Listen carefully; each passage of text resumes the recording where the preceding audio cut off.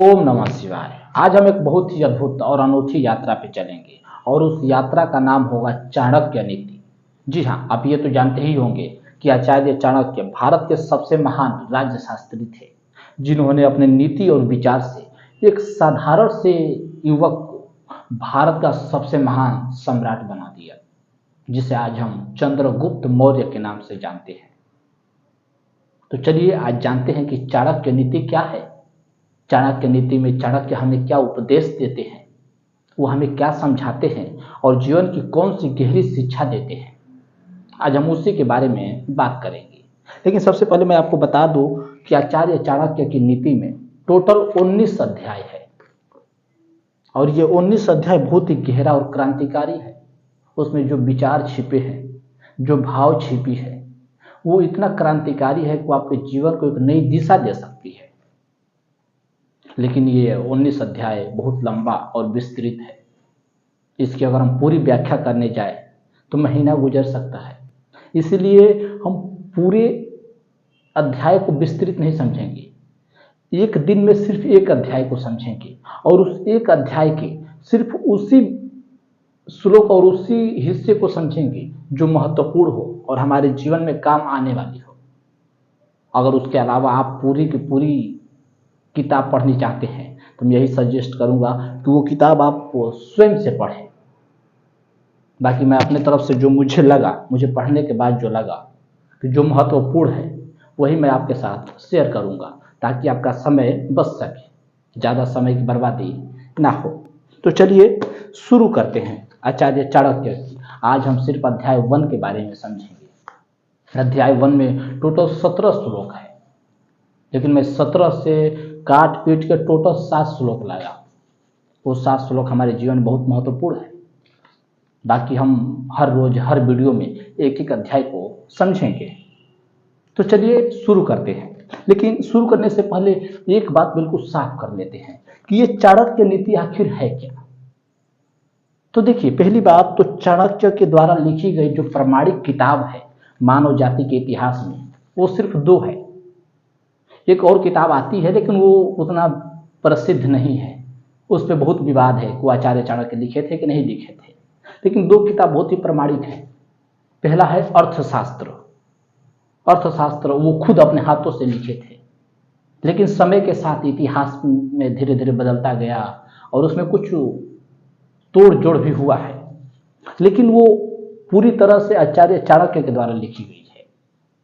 और ये जो दूसरी किताब है चाणक्य नीति, जिसके बारे में आप बहुत सुने होंगे, हर बच्चा इसके बारे में सुना होगा, चाणक्य नीति। ये क्या है? चाणक्य नीति आचार्य चाणक्य के विचारों का संग्रह है। जैसे कि मान लीजिए मैं एक किताब लिख दिया और कोई व्यक्ति उसमें से मूल मूल बातों को निकाल ले और उसका एक किताब बना दे। मान लीजिए मैं कोई किताब लिखा जिसमें टोटल 500 श्लोक है और उसमें से उसको 100 श्लोक बहुत ही महत्वपूर्ण लगा और उन 100 विचारों को निकाल के वो एक अलग किताब बना दे, तो क्या हुआ? वो मेरे विचारों का संग्रह हुआ। उसी प्रकार चाणक्य नीति में आचार्य चाणक्य के विचारों का संग्रह है, जिसे समय के साथ संकलित किया गया। इसमें टोटल 300 से ज्यादा श्लोक है, इसलिए मैं पूरी नहीं बताना चाहता, क्योंकि उसमें बहुत समय लग सकता है और आपका समय फालतू में बर्बाद होगा। तो इसलिए मैं बहुत सारी बातों को काट के सिर्फ महत्वपूर्ण हिस्से को ही आपके साथ शेयर करूंगा। तो चलिए अब शुरू करते हैं। सबसे पहला अध्याय 1 श्लोक 2। इसमें आचार्य चाणक्य सबसे पहले बताते हैं कि आचार्य चाणक्य की नीति पढ़ने के क्या फायदे हैं। आचार्य चाणक्य खुद अपने श्लोक में बताते हैं कि आचार्य चाणक्य की नीति पढ़ने के क्या फायदे हैं। वो कहते हैं कि जीवन में धर्म संकट पग पग पे मिलता है, जहां हमें समझ ही नहीं आता कि हमें कौन सा मार्ग चुनना चाहिए, कौन सा सही है और कौन सा गलत, कौन सा धर्म का मार्ग है और कौन सा अधर्म का, कौन सा मार्ग उचित है और कौन सा अनुचित है। हर व्यक्ति के जीवन में ये समय आता ही आता है, इससे हम बच नहीं सकते। ये जीवन की प्रक्रिया है, ये जीवन की गति है, जहां हर व्यक्ति उलझ जाता है। कभी ना कभी आएगा समय जब आपको बिल्कुल समझ नहीं आएगा, आप बिल्कुल बीच में फंस जाएंगे कि आप क्या निर्णय लें, इधर जाएं उधर जाएं, दाएं जाएं बाएं जाएं, आप दिशा ही भूल जाएंगे कि आपको करना क्या है। वही आचार्य चाणक्य कह रहे हैं कि जब आपको कोई दिशा ना समझ आए, वहीं पे आचार्य चाणक्य की नीति आपको दिशा दिखाएगी, मार्गदर्शक का काम करेगी। यही फायदा है आचार्य चाणक्य की नीति को पढ़ने का। अध्याय 1 श्लोक 2 में वही की आचार्य चाणक्य यही बात कहते हैं कि आचार्य चाणक्य अर्थात मेरी नीति आपको, जब आप मार्ग भटक जाएंगे, उचित और अनुचित के बीच भेद नहीं कर पाएंगे, वहाँ पे मेरी नीति आपको दिशा देगी। जैसे कि उदाहरण देते हैं कि महाभारत में महात्मा विदुर हुए। आप महात्मा विदुर को जानते होंगे। वो मंत्री थे, वो बहुत ज्ञानी थे, वो तुरंत रास्ता निकाल लेते थे कि क्या सही है और क्या गलत। वैसे ही आपको अगर आप पढ़ लेते हैं आचार्य चाणक्य की नीति को, तो आपकी बुद्धि इतनी प्रगाढ़ हो जाएगी, आपको एक ऐसी विवेक मिल जाएगी जिससे आप अपने जीवन की दिशा सही सही तय कर पाएंगे। यह अध्याय 1 और श्लोक 2 में आचार्य चाणक्य हमें बताते हैं कि आचार्य चाणक्य की नीति पढ़ने के क्या फायदे हैं। अच्छा, एक कदम और आगे चलते हैं। अध्याय 1 श्लोक 4, इसमें आचार्य चाणक्य संगति का असर बताते हैं।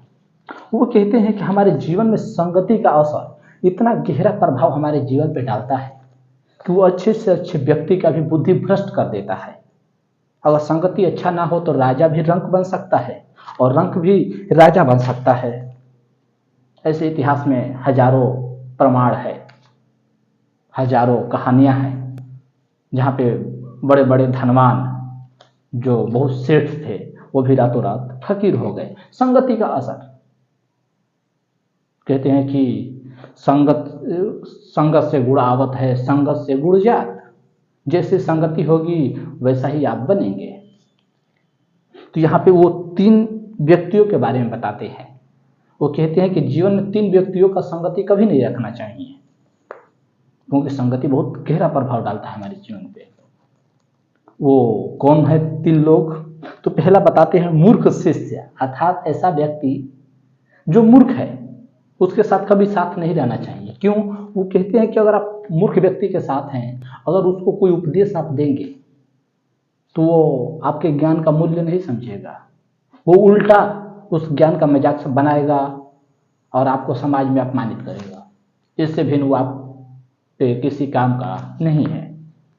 दूसरा, वो कहते हैं कि दुष्ट स्वभाव वाली या चरित्रहीन स्त्री के साथ कभी नहीं रहना चाहिए, क्योंकि वो हमेशा आपको मानसिक तनाव में भरी रहेगी। आप उसके पीछे पागल रहेंगे, कभी इसके साथ चक्कर रहेगा, कभी उसके साथ चक्कर रहेगा, आप उसी के पीछे पागल आ जाएंगे और आप जहाँ जहाँ जाएंगे सब आपको ताने मारेंगे, देखो ये फलानवा की बीवी है, फलानवा इसका पति है।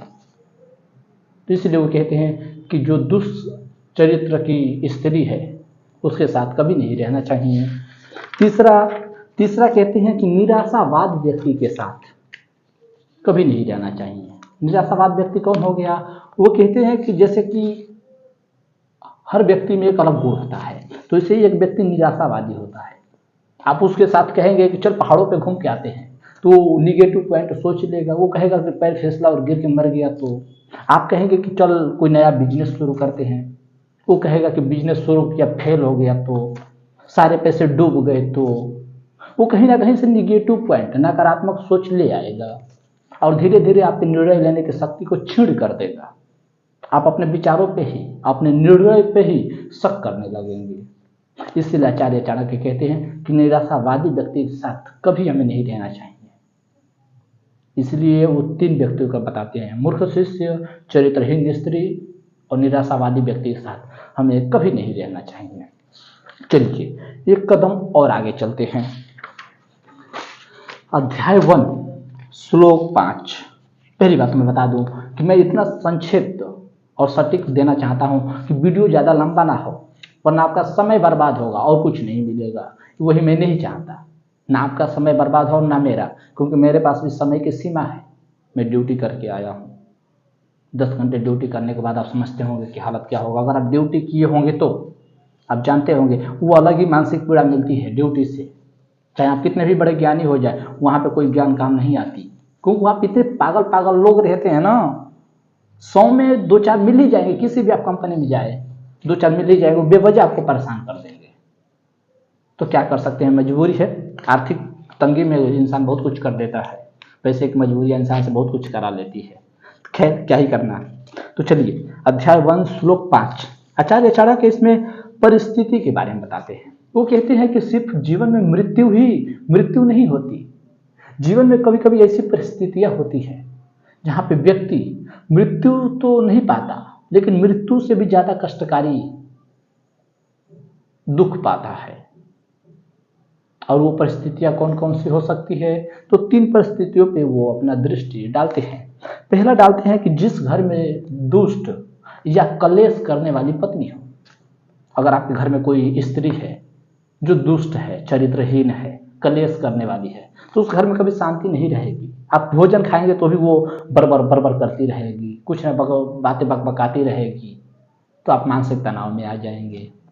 तो भी एक मृत्यु के समान, वो मृत्यु से भी ज्यादा कष्टकारी है, यही आचार्य चाणक्य कह रहे हैं। दूसरा कह रहे हैं कि दुष्ट दोस्त के साथ जो सामने मीठा मीठा वचन बोलता है, लेकिन पीठ पीछे आप पे वार करने की बहाने ढूंढता है, मौका ढूंढता है, अवसर ढूंढता है कि कब आपको नोच खाए, आपको नीचे गिरा दे।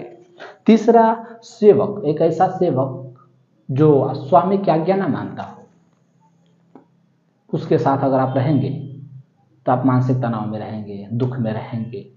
कि आपका सेवक ही जब आपका बात ना माने तो आप सुखी कैसे हो सकते हैं। यही बात आचार्य चाणक्य कह रहे हैं कि इन तीनों के साथ रहना, इन तीनों परिस्थिति में रहना, जहाँ पे दुष्ट महिला हो घर में, या फिर दुष्ट दोस्त हो जो सामने मीठा बोलता है और पीठ पीछे वार करने पे लगा रहता है, या एक ऐसा सेवक हो जो आपकी आज्ञा ना मानता हो, ये तीनों एक ऐसे परिस्थिति के लोग हैं जहाँ पे आपको एक सर्प को देख लीजिए, विषैला सर्प घूम रहा है, कब आपको काट दे कोई भरोसा ही नहीं, कोई निश्चित समय ही नहीं। वैसे ही ये परिस्थितियां है, वैसे ही ये लोग हैं, कब आप पे वार कर दे कोई पता ही नहीं। इसीलिए इन तीनों से हमें बच के रहना चाहिए, यही आचार्य चाणक्य अपने नीति में कह रहे हैं। चलिए एक कदम थोड़ा और आगे चलते हैं। इसमें क्या कह रहे हैं, अध्याय 1 श्लोक 6 यहाँ पे आचार्य चाणक्य बहुत ही क्रांतिकारी बात कह रहे हैं। ये हमारे जीवन से बहुत ही जुड़ा है, बहुत ही करीब है हमारे जीवन का। यहाँ पे आचार्य चाणक्य क्या कह रहे हैं, वो कह रहे हैं कि हमारे जीवन में संकट कभी भी द्वार खटखटा के नहीं आता, वो अचानक से आ जाता है, आपको पता ही नहीं चलता। इसीलिए वे कहते हैं कि बुद्धिमानी जीवन में इसी में है कि अच्छे समय में ही बुरे समय के लिए धन संचय करके रखा जाए।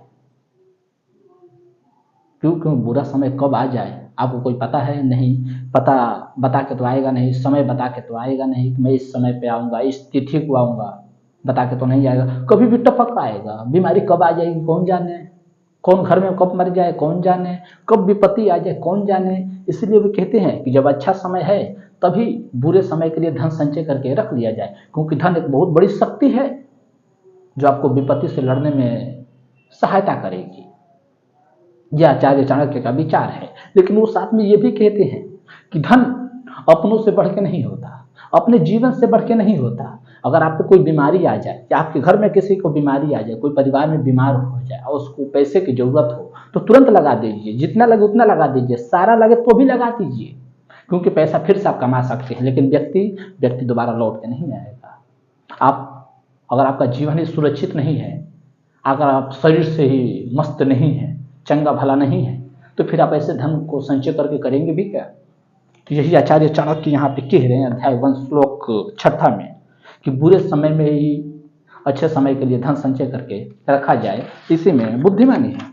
चलिए एक कदम हम और आगे चलते हैं। लेकिन यहाँ पे एक और बात मैं आपसे कहना चाहता हूँ कि अगर आपको मेरी तरह राम कृष्ण बुद्ध महावीर नानक कबीर शेख फरीद, हमारे इतिहास में, मनुष्य जाति के इतिहास में धर्म गुरुओं की बहुत विशाल श्रृंखला है, अगर उनके बारे में आपको रुचि है, आपको जानना चाहते हैं कि ये लोग कौन थे, क्या शिक्षा देते हैं, इनका दर्शन क्या है, अगर इन सब के बारे में आप जानना चाहते हैं तो ये चैनल सिर्फ और सिर्फ आपके लिए।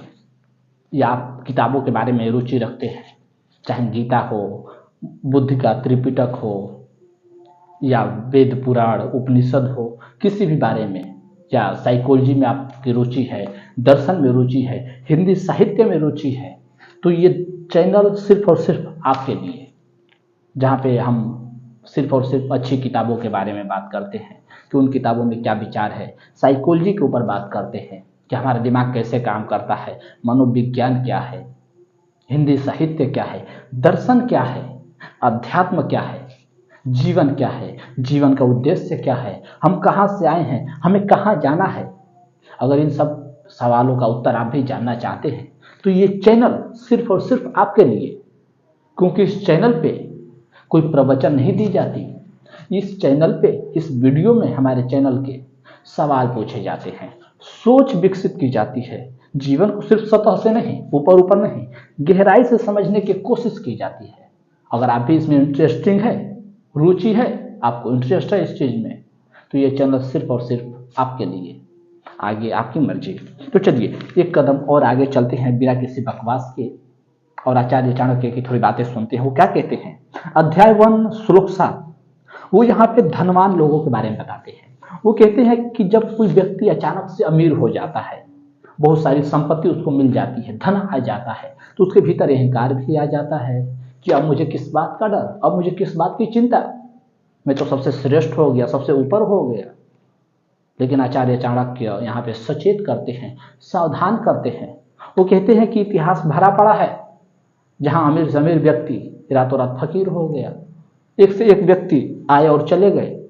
जैसे कि रावण बहुत बड़ा धनवान था लेकिन टीका नहीं टीका, एक कंस था, दुर्योधन था, हिटलर को देख लीजिए, अब हिटलर को मरे तो मुश्किल से 100 साल भी नहीं हुए। अगर मैं सही सही अनुमान लगा के बताऊं तो मुश्किल से 80-81 साल हुए हैं हिटलर को मरे। वो देश का सर्वोच्च व्यक्ति था, प्रथम व्यक्ति बन गया था। हम आज के समय में कह सकते हैं कि जैसे राष्ट्रपति हैं, प्रधानमंत्री है देश के, वैसे वो जर्मनी का हिटलर था। वो देश का सबसे बड़ा उच्च व्यक्ति था। प्रधानमंत्री का पोस्ट मान लीजिए या राष्ट्रपति का पोस्ट मान लीजिए, उससे ऊपर कोई नहीं था। लेकिन अंत में क्या हुआ, उसे सुसाइड करनी पड़ी, आत्महत्या करनी पड़ी। क्यों? क्योंकि उसका विचार फेल हो गया। तो वही वो कहते हैं कि अगर आप अमीर हो जाते हैं तो आप अहंकार मत पाल लेना। ये सब रावण, कंस, दुर्योधन, सब में अहंकार आ गया था।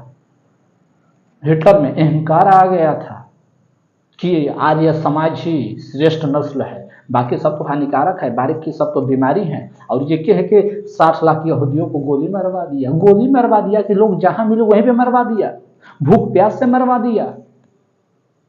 उसने इलेक्ट्रॉनिक कैंप बनवा रखा था वो तो, कि जहां पे एक ही साथ 50 लोगों को डालो, बटन दबाओ, 50 लोग राख हो गए जिंदा। क्योंकि गोली मारो, फिर लोगों को उठा के बॉडी को शमशान घाट पे ले जाओ, बहुत खर्चे आते थे, बहुत समय लगता था। तो हिटलर को लगा कि बात जमा नहीं, गोली के खर्चे, एम्बुलेंस के खर्चे, उनके बॉडी को उठवाओ, जगह लगवाओ, ठिकाना। तो कैंप बनवा दिया इलेक्ट्रॉनिक, बॉडी डालो 50-60 लोगों को एक साथ, बटन दबाओ और मर के राख। तो वही कहते हैं अगर आप अमीर हो जाते हैं, उच्च पोस्ट पे चले जाते हैं, तो अहंकार मत पाल लेना, नहीं तो आपका विनाश होने में समय नहीं लगेगा। अहंकार पतन का कारण है। यही आचार्य चाणक्य अध्याय 1 श्लोक 7 में हमें समझाते हैं। चलिए एक कदम और आगे चलते हैं। वो क्या कहते हैं, अध्याय 1 श्लोक 13, यहाँ पे आचार्य चाणक्य लोभ और लालच के बारे में बताते हैं। वो कहते हैं कि लोभ इतना हानिकारक है कि मनुष्य की बुद्धि को भ्रष्ट कर देता है। इसको एक कहानी से समझिए, बहुत ही छोटी संक्षिप्त कहानी से। मैंने सुना था कि एक बार एक गुरु अपने शिष्य से बोला कि तू बगीचे में जा और वहां से सबसे जो खूबसूरत फूल है उसे चुन के ले आ, लेकिन एक बात ध्यान रहे, पीछे मुड़ के वापस नहीं देखना है और एक ही फूल सिर्फ अंत में लेके आना है। शिष्य खुश हुआ कि इसमें क्या बड़ी बात, सबसे जो सुंदर फूल है उसे ही तो लाना है और पीछे नहीं देखना है, ये शर्त है। ठीक है, मैं एक फूल ले आता हूँ, पीछे नहीं देखूंगा, इसमें क्या है। शिष्य गया राजी मन से, गुरु की आज्ञा लेके गया बगीचे में, तो एक बहुत ही सुंदर फूल दिखा। वो तुरंत उसे तोड़ने गया, लेकिन तुरंत उसे ख्याल आया कि आगे और भी खूबसूरत फूल हो सकता है। गुरु जी बोले थे कि जो सबसे सुंदर फूल हो वही लाना, तो आगे और भी खूबसूरत फूल हो सकता है। वो उसे छोड़ दिया, थोड़ा और आगे गया, वो फूल देखा, उसे वहां पे उससे भी खूबसूरत फूल दिखा, लेकिन फिर सोचा आगे और भी खूबसूरत हो सकता है, मैं इसके चक्कर में क्यों उलझूं। गुरुजी बोले कि जो सबसे सुंदर हो, आकर्षण हो, आकर्षित करने वाला फूल हो, उसी को लेके आना। वो थोड़ा और आगे बढ़ता गया और ऐसे ही एक एक फूल को छोड़ता गया बेहतर की तलाश में, कि आगे थोड़ा और बेहतर मिलेगा, आगे थोड़ा और बेहतर मिलेगा। और अंत में हुआ क्या, बगीचा खत्म होने को आ गया और हाथ में एक भी फूल नहीं, हाथ खाली रह गया। जब वो वापस लौटा तो गुरुजी कह रहे हैं कि ला वो फूल कहाँ है। तो शिष्य तो निराश हो गया। तो गुरुजी बोले तुझे कोई सुंदर फूल नहीं दिखा। बोला फूल तो खूब दिखा सुंदर, लेकिन मुझे लगा कि आगे थोड़ा और बेहतर मिल सकता है, थोड़ा और बेहतर मिल सकता है, और बेहतर की तलाश में मैं वहीं का वहीं रह गया। जो हाथ में आया उससे भी मैं खो दिया। और इस कहानी की यही सीख है कि बेहतर की तलाश में, लालच की तलाश में, लोभ की तलाश में जो हाथ में रहता है हम उसे भी खो देते हैं। यही आचार्य चाणक्य अध्याय 1 श्लोक 13 में बता रहे हैं कि मनुष्य का लोभ इतना हानिकारक है, वो बुद्धि भ्रष्ट कर देता है और जो हाथ में होता है उससे भी छीन लेता है। इसीलिए इंसान की बुद्धिमत्ता इसी में है कि जो अपने हाथ में है पहले उसे सेफ रखा जाए, सुरक्षित रखा जाए और संतोष किया जाए। यही इंसान की बुद्धिमानी है। अगर यहाँ पे चूक गए तो आप चूके ही रह जाएंगे, क्योंकि हमारी जो बुद्धि है, हमारी जो लालच है वो अंतहीन है। अगर आपको आज 10 मिल जाए तो आप कितने समय उससे संतुष्ट रहेंगे, तुरंत 100 के चक्कर में पड़ जाएंगे। 100 मिल जाए तो तुरंत 1000 के चक्कर में। यह मनुष्य का बिल्कुल स्वाभाविक गुण है। तो इसलिए वो कहते हैं कि जितना है उतना में संतुष्टि रखा जाए, जो प्राप्त है वही पर्याप्त है। चलिए एक कदम और आगे बढ़ते हैं। अध्याय 1 श्लोक 14, यहाँ पे एक बहुत ही क्रांतिकारी हम हर व्यक्ति के लिए कहते हैं, धरती पे जितने भी मनुष्य है वो सभी के लिए लागू हो रहा। यहाँ पे किस बारे में कह रहे हैं, वो यहाँ पे विवाह के बारे में एक उपदेश दे रहे हैं। जरा ठीक से सुन लीजिए वो क्या कह रहे हैं।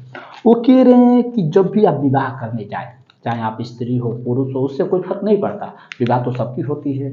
तो ये कहते हैं कि जब आप अपने पार्टनर को चुनने जाएं तो एक बात का ध्यान रखें कि आप ऊपरी सुंदरता से, आप ऊपरी सौंदर्य से ज़्यादा, खूबसूरती से ज़्यादा व्यक्ति के गुण, संस्कार और उसके कुल पे ध्यान दीजिए। क्योंकि विवाह सिर्फ दो व्यक्तियों का मिलन नहीं है, ये दो कुलों का, दो परिवारों का मिलन है। अगर आपको सुंदर स्त्री मिल गई लेकिन चरित्र से हीन है, उसके भीतर कोई गुण नहीं है, आचरणहीन है, तो आपको समाज में अपमान और अशांति के अलावा कुछ नहीं देगी। वहीं अगर आप थोड़ी कुरूप भी चुन लेते हैं, उतनी आकर्षित पत्नी ना हो लेकिन गुणवान हो, प्रतिभा हो उसके भीतर, तो अपने गुण से, अपने आचरण से कुल का मान बढ़ा सकती है। और इसके बारे में ओशो बहुत सुंदर बात बोले थे कि आज के समय में जब हम विवाह करते हैं तो शादी से पहले लड़का लड़की देखने जाता है कि लड़की अच्छी है कि नहीं।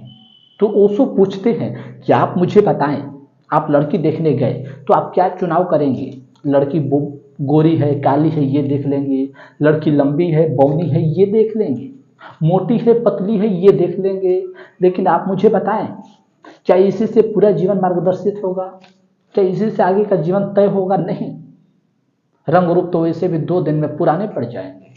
तो फिर हमें क्या करना चाहिए। तो ओशो कहते हैं कि चुनाव करने से पहले गहरा परिचय चाहिए, क्योंकि उस शरीर के पीछे जो व्यक्तित्व है उसके साथ आपको जीवन बितानी है। तो जितना गहरा परिचय होगा उतना ही सुखद जीवन होगा, क्योंकि आप उसके बारे में अच्छे से समझेंगे, उसके बारे में जानेंगे कि वो किस समय पे, किस हालात में कैसे रिएक्ट करता है, उसका क्या रिस्पॉन्स होता है, उसके बारे में अच्छे से समझ पाएंगे, उसके बारे में जान पाएंगे। और यही आचार्य चाणक्य कह रहे हैं कि व्यक्ति के ऊपरी सौंदर्य से ज़्यादा उसके कुल, गुण और संस्कार पे ध्यान देना चाहिए। चलिए अब इस अध्याय का सबसे अंतिम श्लोक जानते हैं कि आचार्य चाणक्य क्या कहते हैं। आचार्य चाणक्य अध्याय 1 श्लोक 17 में कहते हैं, वो इस यहाँ पे जरा ठीक से समझ ले। वो इस श्लोक में स्त्रियों के मनोवैज्ञानिक कारण बताते हैं। वो स्त्रियों के जो प्राकृतिक मनोवैज्ञानिक क्षमता है उसके बारे में अध्ययन करते हैं और जो निष्कर्ष निकाल कर देते हैं वो बहुत ही क्रांतिकारी है। वो कहते हैं कि स्त्री की जो भूख होती है भोजन की, वो पुरुषों की तुलना में 2 गुना होती है। पुरुष एक बार खाना खा के शांति रह लेता है, लेकिन स्त्री को हर क्षण कुछ ना कुछ चाहिए। आप अधिकतर स्त्रियों को देखिए, 100 में 5 ना करते वो अलग बात है, 95 उसको हर समय कुछ ना कुछ चाहिए मुंह में चलाते रहने के बाद। मैं अपनी ड्यूटी में भी देखता हूँ, मैं जहाँ तक ऑब्जर्व किया हूँ वहाँ पे भी मैं यही देखा हूँ कि स्त्रियाँ खाना खाने के बाद भी मुंह में कुछ ना कुछ खाती रहेगी, उसको हर समय कुछ ना कुछ चाहिए, मुंह चलता रहेगा। और पुरुष क्या है कि एक बार खाना खा लिया बस हो गया, अब बेफिक्र हो गया, अब उसको बार बार कुछ नहीं चाहिए। हाँ, गुटखा पान खा ले वो बिल्कुल अलग बात है, लेकिन स्त्रियों को कुछ ना कुछ चाहिए चबाते रहने के लिए। तो कहते हैं कि स्त्रियों में जो भोजन की आहार का व्यवस्था है वो पुरुषों